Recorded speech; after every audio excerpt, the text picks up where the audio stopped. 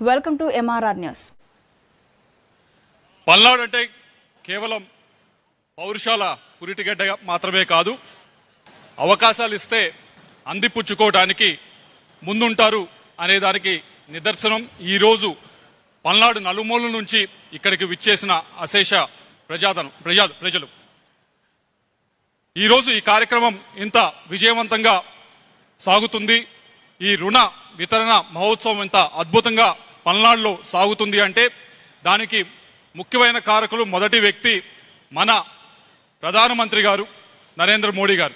ఆయన ఆలోచన ప్రతి ఒక్క జిల్లాలో ప్రతి ఒక్క గ్రామంలో కూడా ఏదైతే కేంద్ర ప్రభుత్వ పథకాలు ఉన్నాయో వాటన్నిటినీ కూడా అర్హులైన ప్రతి ఒక్కరికి చేరవేయాలి అనేది ఆయన ఆలోచన. ఆ ఆలోచనకు అనుగుణంగానే ఈరోజు ఇటువంటి వెనకబడిన పల్నాడులో ఈ కార్యక్రమం ఇంత పెద్ద ఎత్తున జరుగుతూ ఉంది. రెండో వ్యక్తి ఈరోజు ఈ కార్యక్రమం ఇక్కడ జరగడానికి 2 సంవత్సరాల క్రితం కేంద్ర ఆర్థిక మంత్రి గారిని నేను కోరటం జరిగింది. మేడం, మీరు బీహార్లో చేశారు ఈ రుణ వితరణ కార్యక్రమం, మా నియోజకవర్గంలో కూడా చేయండి అని చెప్పి. ఆ రోజు మేడం నాకు మాట ఇచ్చారు, ఆంధ్రప్రదేశ్లో ఈ రుణ వితరణ కార్యక్రమం చేస్తే మొట్టమొదటిగా మీ నియోజకవర్గంలో చేస్తాను అని చెప్పి ఆ రోజు మేడం మాట ఇచ్చారు.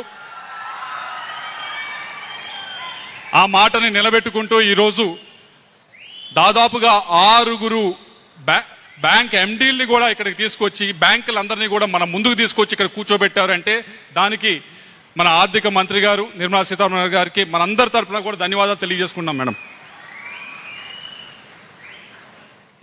ముఖ్యమంత్రి గారు ఆయనకి కొత్తగా రుణాలు ఇవ్వటం గురించి ఎవరు కూడా చెప్పాల్సిన అవసరం లేదు. దాదాపు 30 సంవత్సరాల క్రితమే డ్వాక్రా రుణాలు దేశంలోకెల్లా మొట్టమొదటిసారిగా ఆంధ్రప్రదేశ్లో మొదలుపెట్టి కొన్ని లక్షల కోట్ల మంది జీవితాల్లో మార్పు తీసుకొచ్చిన వారు నారా చంద్రబాబు నాయుడు గారు, మన ముఖ్యమంత్రి గారు. ఎప్పుడూ కూడా కొత్త ఆలోచనతో వెళ్తే భుజం తట్టి ప్రోత్సహించి తప్పకుండా చేయండి అని చెప్పి ప్రోత్సహించేవారు మన ముఖ్యమంత్రి నారా చంద్రబాబు నాయుడు గారు. ఆయన ఆలోచన ఏ విధంగా ఉంటుంది అంటే, ఈ కార్యక్రమం గురించి ఆర్థిక మంత్రి గారు ముఖ్యమంత్రి గారికి ఒక 1 నెల రోజుల క్రితం చెప్పినప్పుడు మామూలుగా అయితే అందరూ అనేది బాగా చేయండి, ఎక్కువ రుణాలు వితరణ చేయండి అని చెప్పి కోరుతారు. కానీ అక్కడితో ఆగలేదు ఆయన ఆలోచన ఎలా ఉంది అంటే, వెంటనే ఇంకో 6 చోట్ల ఆంధ్రప్రదేశ్లో మీరు చెయ్యాలి, ఇంకా మీరు ఎక్కువగా రుణాలు ప్రజలకు అందించాలి అనే విధంగా దిశానిర్దేశం చేయడం జరిగింది. ఎందుకంటే ఆయనకి ఆంధ్రప్రదేశ్ ప్రజలపైన ఉన్న నమ్మకం, వారికి అవకాశం ఇస్తే ఏ విధంగా పరిగెడతారు అనే దానికి నిదర్శనం ఇది. అలాగే వేదిక పైన ఉన్న ఎమ్మెల్సీలు, ఎంపీలు, ఎమ్మెల్యేలు వీరందరి సహకారంతోనే ఈ కార్యక్రమం ఇంత అద్భుతంగా జరుగుతూ ఉంది. అలాగే మరొకరు ముఖ్యమైన భూమిక పోషించిన వారు బ్యాంకర్స్. ఎప్పుడు కూడా బ్యాంకులు అంటే మనందరికీ కూడా అదేదో డబ్బున్న వారికి సంబంధించింది, సామాన్య ప్రజలకి సంబంధించింది కాదు.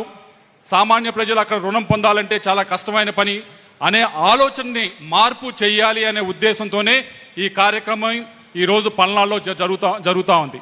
మీరు చూశారు, గడిచిన 8 నెలలు 9 నెలల నుంచి కూడా మీరు బ్యాంకర్ల చుట్టూ కాదు, బ్యాంకర్లే మీ చుట్టూ తిరుగుతూ మీరు గమనించారు. మీరు అప్లికేషన్ పెట్టండి, మీకు అర్హత ఉంటే మేమే వచ్చి లోన్ ఇస్తామని చెప్పే విధంగా ఒక ఆలోచనలో మార్పు తీసుకురావడం అనేది ఈ కార్యక్రమం ద్వారా ఈరోజు జిల్లాలో జరుగుతూ ఉంది.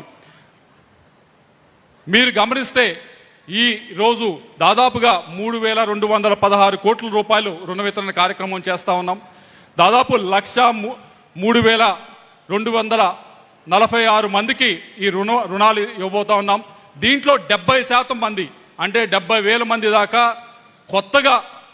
కొత్తగా రుణాలు తీసుకున్న వారే దీంట్లో అధికులు ఉన్నారని చెప్పడానికి ఎంతో ఆనందంగా ఉందని చెప్పి తెలియజేసుకుంటా ఉన్నాను. దీంట్లో రైతులు ఉన్నారు. రైతులకి ఎప్పుడు రుణాలు అనేది బ్యాంకుల ద్వారా వస్తాయి, కానీ రైతులతో ఆగకుండా ఈసారి కౌలు రైతులకు కూడా కౌలు రైతు కార్డు పైన కూడా రుణాలు ఇచ్చే కార్యక్రమం చేయడం జరిగింది. అలాగే డ్వాక్రా మహిళలు ఉన్నారు. డ్వాక్రా మహిళలకు ముఖ్యమంత్రి గారు ఇప్పటికే 30 సంవత్సరాల క్రితమే రుణాలు ఇవ్వటం అనేది పావలా వడ్డీకి ఇవ్వటం అనేది మొదలుపెట్టారు. కానీ అక్కడితో ఆగకుండా, డ్వాక్రా మహిళలతో ఆగకుండా క్లస్టర్స్ 16 క్లస్టర్స్ దాకా మన నియోజకవర్గంలో, మన పార్లమెంట్ నియోజకవర్గంలో ఏర్పాటు చేసి క్లస్టర్స్ ఏర్పాటు చేసి వారికి కేవలం ఒక స్థాయిలో